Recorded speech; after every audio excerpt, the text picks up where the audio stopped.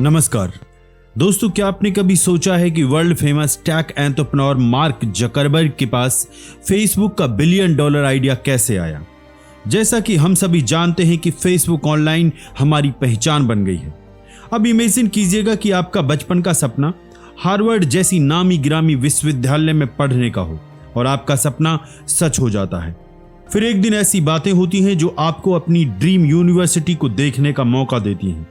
Mark Zuckerberg के साथ भी कुछ ऐसा ही हुआ था और तभी मार्क ने फेसबुक का सफर शुरू कर दिया।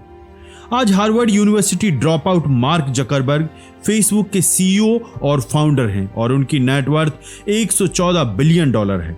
एक यूनिवर्सिटी ड्रॉप आउट से एक टेक मैग्नेट बनने तक की उनकी रहस्यमय यात्राओं के बारे में जानने के लिए मेरे साथ बने रहिएगा। दोस्तों, 14 मई 1984 को व्हाइट प्लेन्स न्यूयॉर्क में मार्क जकरबर्ग का जन्म हुआ। उनकी फैमिली पढ़ी लिखी थी। उनके फादर एडवर्ड जकरबर्ग एक दंत चिकित्सक थे और उनकी मां केरन एक मनोचिकित्सक थी। मार्क और उनकी 3 बहनें रैंडी, डोना और एरियल न्यूयॉर्क के डाउनटाउन में डॉब्स फेरी नाम के एक छोटे से गांव में पले बड़े थे। जकरबर्ग के पिता के शब्दों में मार्क बचपन से ही स्ट्रॉन्ग विल पावर वाले थे।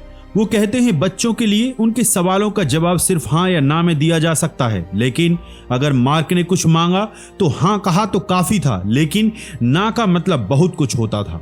अगर आप उसे ना कहना चाहते हैं तो बेहतर होगा कि आप अपनी ना देखने की वजह से उसके पीछे का सच, मतलब और लॉजिक को अपने साथ तैयार रखें। हमें लगता है कि एक दिन वो वकील बनेगा और जूरी को 100% सक्सेस रेट से अपनी बात मनवाएगा। जकरबर्ग छोटी उम्र से ही कंप्यूटर में रुचि रखते थे। 12 साल की उम्र में उन्होंने जकनेट नाम का एक एसेसिंग प्रोग्राम बनाया।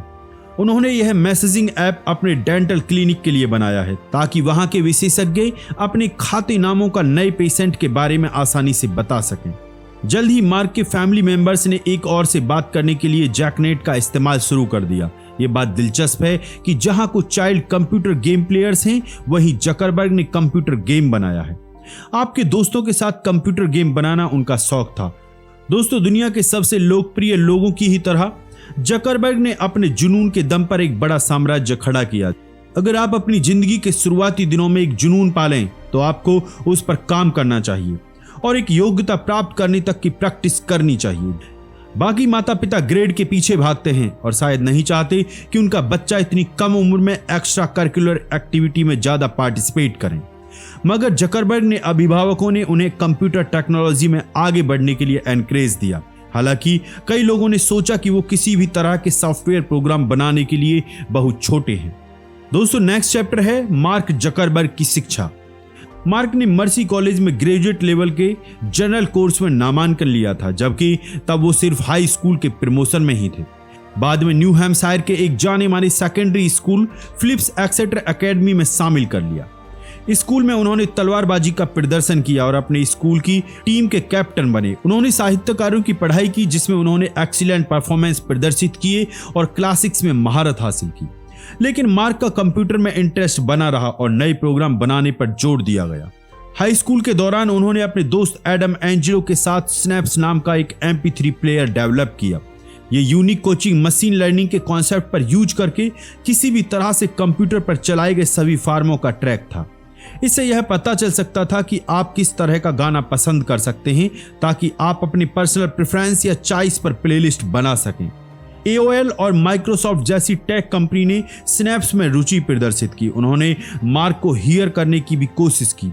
दोस्तों, मार्क के पास माइक्रोसॉफ्ट जैसी टेक कंपनी से जॉब का ऑफर आया, लेकिन जकरबर्ग ने इन ऑफर्स को अस्वीकार कर दिया क्योंकि उन्होंने आगे की पढ़ाई करने की सोच रखी थी। जॉब ऑफर को लेने का मतलब होता है कि वो कंपनी बंद हो जाती है और अपने सुझाव के कॉपीराइट भी वो खो देगा। उन्होंने इसके फायदे और नुकसान के बारे में क्रिएटिविटी कॉलेज जाने का निर्णय लिया ताकि वे एक इंसान के तौर पर आगे बढ़ें और विला और कॉलेज को भी आगे बढ़ा सकें। उन्हें अपनी क्षमता के बारे में पता था और पता था कि वे अपनी लाइफ में जो भी हासिल कर पाएंगे वो किसी और के लिए काम करने से ज्यादा बेहतर है। इस श्रेणी के सेल्फ अवेयरनेस को सिर्फ माइंडफुलनेस से ही हासिल किया जा सकता है, जिसे आज के युवा शायद ही कभी अभ्यास करते होंगे। दोस्तों, जकरबर्ग ने 2002 में एक्सेटर से ग्रेजुएशन किया और फिर से हार्वर्ड यूनिवर्सिटी में दाखिला लिया। इस वक्त तक उन्होंने एक जाने माने हाई स्कूल की राय हासिल कर ली थी। हार्वर्ड में वे साइकोलॉजी और कंप्यूटर साइंस की पढ़ाई करते हैं। अपने सेकंड साल में कोचिंग की शुरुआत में कोचिंग के लिए कोचिंग नाम का एक सॉफ्टवेयर बनाया गया। अब इस कोर्स मशीन से यह पता लगाया जा सकता है कि किसी कोर्स में नामांकन कराने वाले कौन से जानकार हैं, और इससे यह पता चल सकता था कि आपके क्लासमेट्स कौन से कोर्स पढ़ रहे हैं। हार्वर्ड में पढ़ाई के दौरान जकरबर्ग की एक दूसरी वेबसाइट फेसमेस बहुत लोकप्रिय हुई थी। इस वेबसाइट के कंट्रोवर्शियल की वजह से ही फेसबुक की शुरुआत हुई थी। फेसमेस एक ऐसी वेबसाइट है जिसमें सी लीडर्स को हार्वर्ड के मेल या फीमेल मित्रों की 2 तस्वीरें दिखाई गई थीं, जिसमें उपभोक्ताओं को वोट दिया गया था कि उन दोनों में से कौन अधिक प्रतिरोधी है। वेबसाइट पर सबसे हॉट दोस्तों की लिस्ट पोस्ट की गई। इसके लॉन्च होने के 1 हफ्ते के बाद ही ये वेबसाइट तेजी से वायरल हो गई। जल्दी ही यूनिवर्सिटी ने इस साइट को ब्लॉक कर दिया क्योंकि छात्र ने शिकायत की थी कि उनका प्राइवेट कंप्रोमाइज हुआ था और उनके फोटोज को उनके परमिशन के बिना ही फेसमेस पर प्रदर्शित किया गया था। यूनिवर्सिटी के एडमिनिस्ट्रेशन ने जकरबर्ग पर students board of private limited violation और कंपनी के एसोसिएट प्रोफेसर ब्रीचिंग का आरोप लगाया। उन्हें सार्वजनिक रूप से माफी मांगनी पड़ी और उन्हें सख्त निगरानी में रखा गया था। फ्रंट पेपर ने अपनी वेबसाइट को गलत बताया और अन्य लोगों के खिलाफ बताया।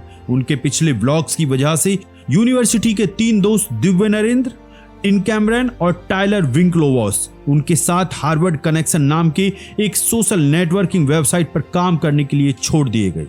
इस वेबसाइट पर हार्वर्ड के दोस्तों के लिए एक डेटिंग साइट बनाई गई थी जहां वे दोस्तों की तस्वीरें और प्रोफाइल देखते थे। जकरबर्ग ने अपने प्रोजेक्ट में अपने सहयोगियों की शुरुआत की, लेकिन जल्द ही फेसबुक ने अपने आइडिया पर काम करने के लिए इस ग्रुप को छोड़ दिया। दोस्तों, हालांकि ऐसा लग सकता है कि जकरबर्ग लकी थे, उनके कैजुअल प्रोजेक्ट को $1 अरब की कंपनी में बदल दिया गया था, लेकिन ऐसा नहीं है। सच तो यह है कि जकरबर्ग बहुत छोटी उम्र से ही इस दिन की तैयारी कर रहे थे। उन्होंने प्रोजेक्ट्स पर काफी फोकस किया था। अपने टीनेज के दिनों में जब कई लोग पार्टी करते थे तो जकरबर्ग ने अगेंस्ट में ही अपना फोकस बनाया। वे साइकोलॉजी जैसे अन्य विषयों को भी पढ़ते थे, लेकिन वे कोडिंग, गेम और फेसमेस जैसे स्पेशलाइजेशन का अभ्यास करते रहते थे।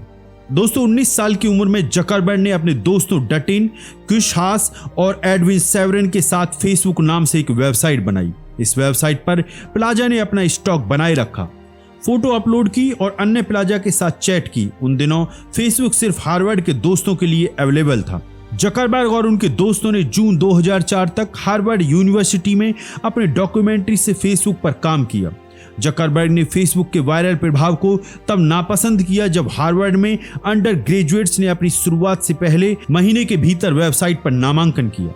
जल्द ही जकरबर्ग ने कॉलेज छोड़ने और कैलिफोर्निया के पालो अल्टो में अपनी शानदार आइडिया पर काम करने के लिए अपनी कंपनी का हेडक्वार्टर बनाया।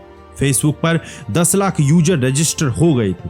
जकरबर्ग ने आईवी लीग के लिए दूसरी आईवी लीग की विज्ञप्ति जारी की और अगले ही साल एक वेंचर कैपिटल फर्म एक्सेल ग्रेंग्स ने इसे बढ़ते नेटवर्क में $12.7 मिलियन का निवेश किया, जिससे फेसबुक को बहुत बढ़ावा मिला। अब 2005 के मई के अंत तक निवेशकों की संख्या 5.5 मिलियन तक बढ़ गई। बहुत सी कंपनी ने इस लोकप्रिय वेबसाइट में अपने विज्ञापन टॉक इंटरेस्ट दिखाए। याहू जैसी बड़ी कंपनी और एमटीवी नेटवर्क ने जकरबर्ग को बहुत सारा पैसा ऑफर किया, लेकिन वो इसे बेचना नहीं चाहते थे और वेबसाइट पर विस्तार पर ध्यान केंद्रित करना चाहते थे। इसीलिए मार्क ने सभी का ऑफर ठुकरा दिया। उन्होंने अपनी कंपनी के लिए शॉपिंग वेबसाइट की सुविधाओं को बढ़ाने का काम किया। फेसबुक इतना जल्दी आगे बढ़ा जो बहुत ही हैरान कर देने वाला था। 2006 के फाइनल तक इसकी 12 करोड़ की कमाई हो गई थी और 2009 के फाइनल तक फेसबुक की पॉपुलेशन 350 करोड़ हो गई थी। और इसी की वजह से जकरबर्ग रातों रात दुनिया की 29वीं सबसे अमीर शख्सियत बन गई। अगले ही दिन जकरबर्ग और उनकी यूनिवर्सिटी से उनकी गर्लफ्रेंड रही प्रिसिला चेन ने अचानक शादी कर ली। प्रतिपक्षी को बताया गया कि वे सिर्फ प्रिसिला के मेडिकल स्कूल से ग्रेजुएशन होने का सेलिब्रेशन लेंगे, लेकिन जब उन्होंने छोटे से फैटम में अपने दोस्तों और परिवार के सामने शादी करने की बात कही तो उन्होंने हैरान कर दिया।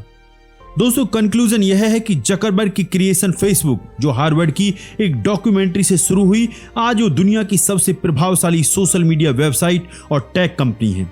फेसबुक के कामकाज के पीछे इसके सीईओ का क्रांतिकारी नजरिया है। एक इनोवेटिव और डेयरिंग सीईओ किसी भी कंपनी की सबसे बड़ी संपत्ति है।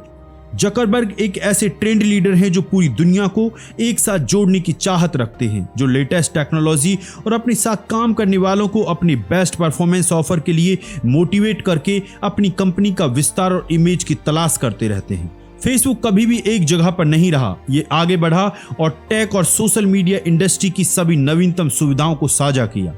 जकरबर्ग की कैली द्वारा निर्देशित जोखिम लेने की क्षमता, सीखने की भूख और एडवांस टेक्नोलॉजी की वजह से फेसबुक आगे बढ़ता ही रहेगा जब तक ये दुनिया के हर हिस्से तक नहीं पहुंच जाता। दोस्तों, आज के लिए बस इतना ही।